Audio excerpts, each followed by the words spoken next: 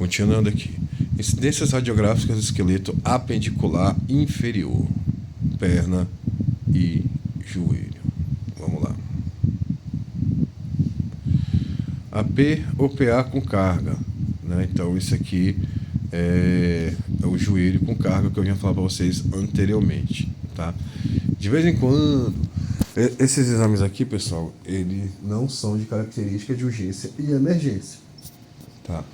Então, por exemplo, se você é muito estranho você ver esse tipo de posicionamento, por exemplo, no hospital geral, né, no de Rolenópolis, né, que é a parte da urgência, é muito estranho se observar esses exames nessas unidades, tá? Então, esses exames geralmente é feito para ambulatorial, ou seja, o certo era ser feito em UBS, policlínica, especialidades, né? Então, o certo era ser feito nisso daí. Porém, como a gente está que em questão de saúde a gente deu uma evoluída nesses últimos anos, né? Mas tem muitas coisas que a gente ainda deve pensar, né? Eu vou dizer para vocês o porquê. É comum nos outros estados, né, as UBSs terem raio-x e mamografia, e a gente não tem essa característica nem aqui na capital e nos municípios, pior ainda, né? Então é uma questão que a gente deva começar a se preocupar, tá? Porque o que acontece? Por não ter UBS, não ter em outros da atenção básica, as pessoas começam a recorrer aos hospitais de urgência e emergência.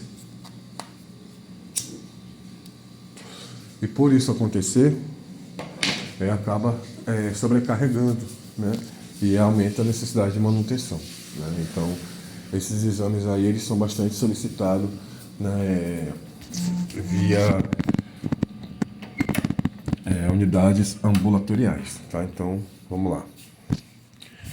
O médico vai solicitar ele,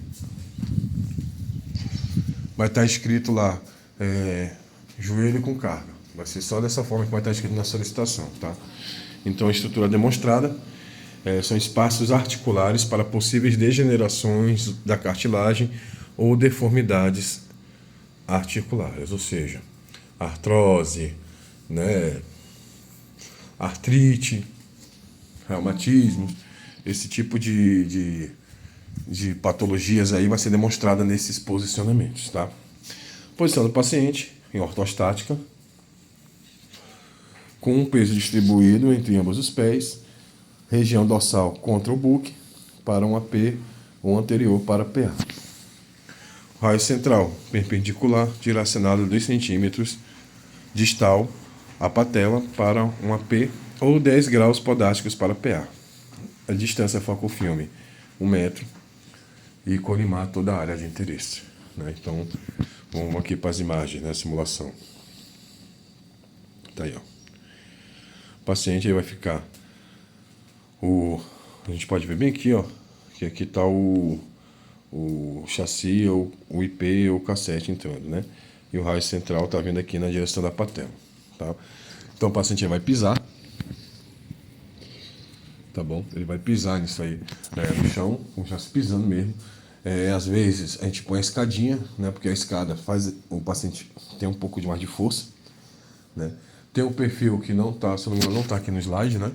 Mas o perfil ele é mais complexo, mais difícil, tá? Principalmente para quem está assistindo dor, mas tem que ser feito, tá? A fim de analisar se não tem artrose, artrite, degeneração, essas coisas, tá bom?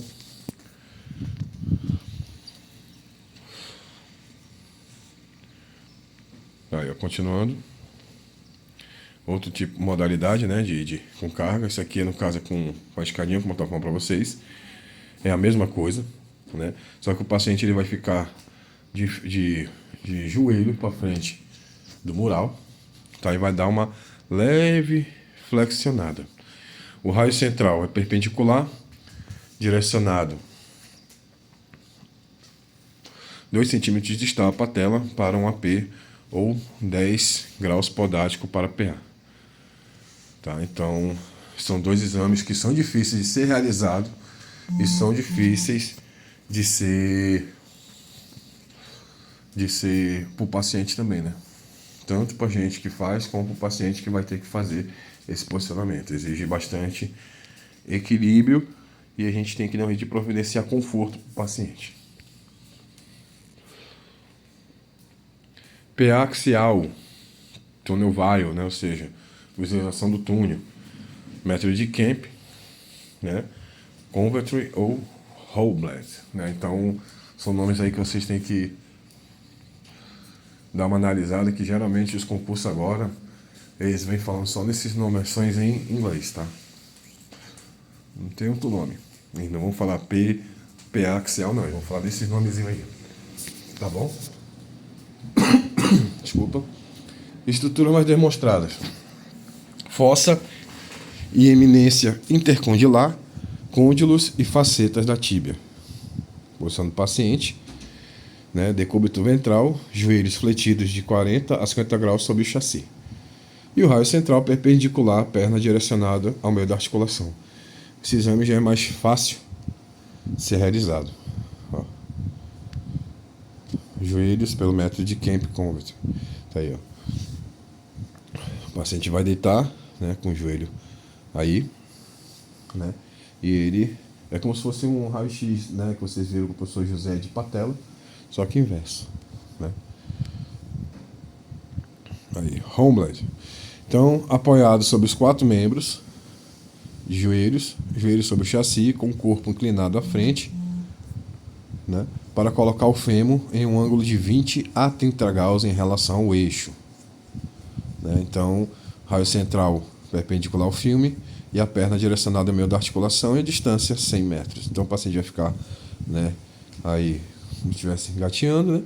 E aí ele vai fazer essa flexão, isso aí para ver, né, a parte ali de trás da articulação e dos côndilos, essas coisas todas do entre o fêmur e a tíbia, tá bom? Joelho axial.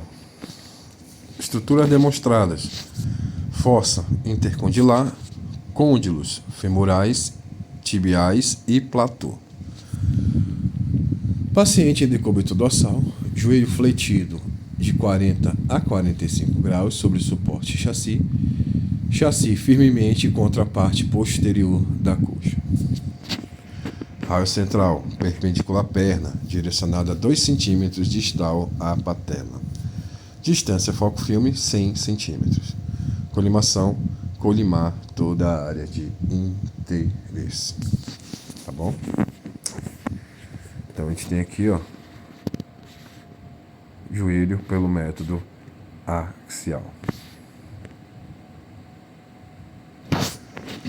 Patela tangencial.